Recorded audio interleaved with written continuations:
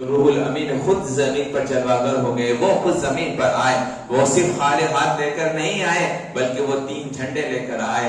خوب فرماتے ہیں کہ ایک جھنڈے کو مشرق میں گاڑا گیا، دوسرے جھنڈے کو مغرب میں گاڑا گیا، تیسرے جھنڈے کو کعبے کی چھت پہ گاڑا گیا۔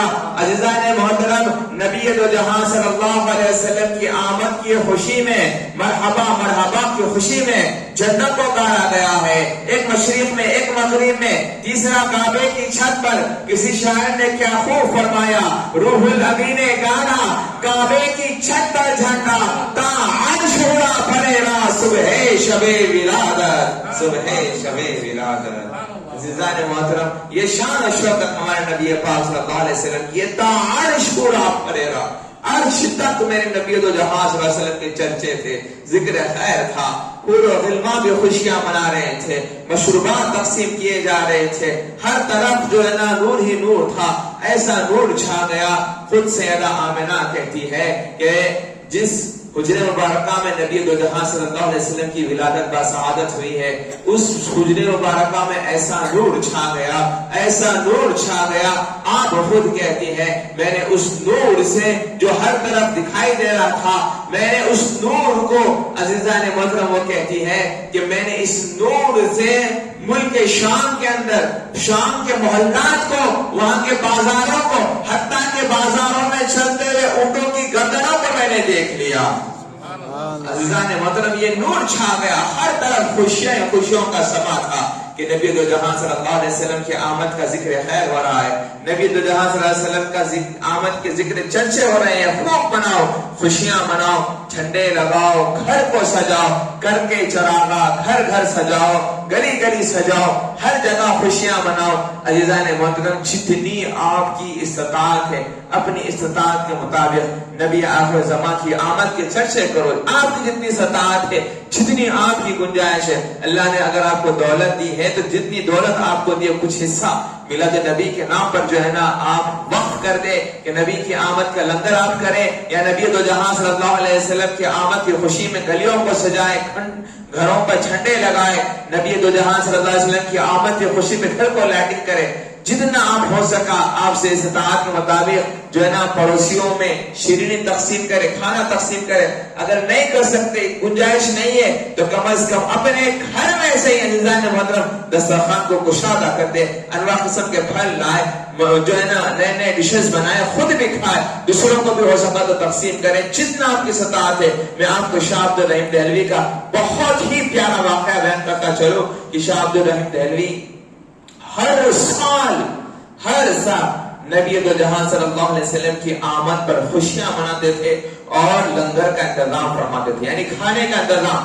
اتنا وسیع آپ کا دسترخوان ہوتا تھا کہ ہزاروں کی تعداد میں فقراء مساکین سیریاب ہوتے تھے، تناول فرماتے تھے کہ یہ تو ہر سال کا معاملہ تھا۔ عزیزان محترم، ایک دفعہ ایک وقت ایسا بھی آیا ان کے اوپر کہ آپ کی جیب میں کچھ پیسے نہیں تھے، کچھ پیسے تھے پر دھوم دھام سے آپ میلاد النبی نہیں کر سکے جس طرح وہ ہر سال سے کرتے تھے، ہر سال جس طرح کرتے تھے۔ وہ اس بار جو ہے نا ایک دفعہ ایسا بھی گزرا کہ آپ کے پاس پیسے نہیں، اب کیا کیا جائے، نبی کی آمد ہے، خوشیاں تو منانا ہے، پیسے تو ہے نہیں دھوم دھام سے کرنے کے لیے، چند پیسے، اب کیا کیا جائے۔ شاہ عبد الرحیم دہلوی خود فرماتے ہیں کہ میں نے کیا کیا ہے، چند چنے انہوں نے خریدے، جو بھی پیسے ان کے پاس میسر تھے، ان چند چنوں کو آپ نے غربا مساکین میں تقسیم کر دیا۔ عزیزان محترم، ضروری نہیں ہے کہ آپ کے پاس دولت کے انبار ہو تبھی آپ میلاد النبی کریں، اگر دولت نہیں تو میلاد النبی نہ کرے، خوشیاں نہ منائے، نہیں۔ اگر آپ کے پاس 5، 10 روپے، 20 روپے، جتنی آپ کی استطاعت ہے، نبی کی آمد پر خرچہ کرو، نبی کی آمد پر جو ہے نا جو بھی آپ کی استطاعت ہے کھانے پینے کا انتظام کرو، پڑوسیوں میں باہر فقراء مساکین میں پیسہ خرچہ کرو، رب تبارک و تعالیٰ تمہیں کبھی محروم نہیں کرے گا۔ شاہ عبد الرحیم دہلوی فرماتے ہیں میں نے چند چنے میرے پاس میں نے خریدے اور مساکین میں تقسیم کر دیے، تو رات ہوئی آپ آرام کریں تو آپ کی قسمت نے ایسی انگڑائیاں لی اور آپ کے قسمت کا ستارہ جاگ اٹھا۔ آپ خود کہتے ہیں کہ مجھے نبی دو جہاں صلی اللہ علیہ وسلم کی زیارت نصیب ہو گئی، نبی دو جہاں صلی اللہ علیہ وسلم کی زیارت نصیب ہوئی اور آپ کے سامنے ایک کٹورا تھا جس میں چنے تھے. نبی پاک صلی اللہ علیہ وسلم اس کٹورے میں جو ہے اپنا دست مبارک اس طرح سے ہلا رہے ہیں, اس طرح سے ہلا رہے ہیں, چنوں کو ہلا رہے ہیں, کہہ رہے ہیں کہ اے عبد الرحیم تمہارے چنے ہم تک پہنچ گئے ہیں. کہ یہاں پر دلوں کو دیکھا جاتا ہے, دولتوں کو, بینک بیلنسوں کو نہیں دیکھا جاتا ہے.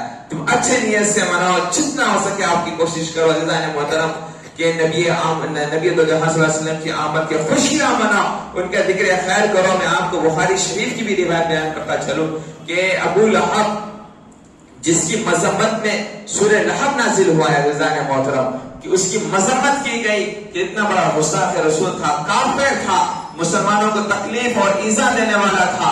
اس کافر کے ساتھ کیا معاملہ ہوا, اس کو تکلیفیں دی گئی, کفر پہ اس کا خاتمہ ہوا, اور وہ جب قبر میں گیا تو اس کو ہر روز عذاب الہی مبتلا ہونے لگا. 1 سال گزرا.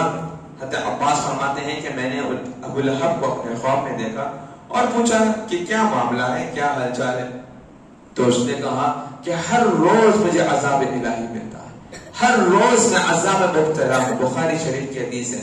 پر ابو لہب خود کہتا ہے کہ ہاں جب پیر کا دن آتا ہے, دوشنبے کا دن آتا ہے, تو میرے عذاب میں تخفیف ہو جاتی ہے, میرے عذاب میں کمی ہو جاتی ہے. کیونکہ جب نبی دو جہاں صلی اللہ علیہ وسلم کی ولادت بسعادت ہوئی تھی تو اس وقت میرے پاس لونڈی آ کر, جس کا نام سویبہ تھا, اس نے آ کر مجھے خوشخبری دی تھی. تو میں نے نبی دو جہاں صلی اللہ علیہ وسلم کی آمد کی خوشخبری میں نے اپنی ان انگلیوں کے اشارے سے اس لونڈی کو آزاد کر دیا تھا. آزاد کرنا کیا تھا, کیونکہ نبی جہاں صلی اللہ علیہ وسلم کی ولادت جو ہوئی تھی وہ دوشنبے کے دن ہوئی تھی, پیر کا دن تھا. عزیزان محترم پیر کے دن اس نے اپنی لونڈی کو آزاد کیا. کیا آزاد کرنا تھا. رب تبارک و تعالیٰ کو اس کی یہ ادا ایسی پسند آتی ہے. رب تبارک و تعالیٰ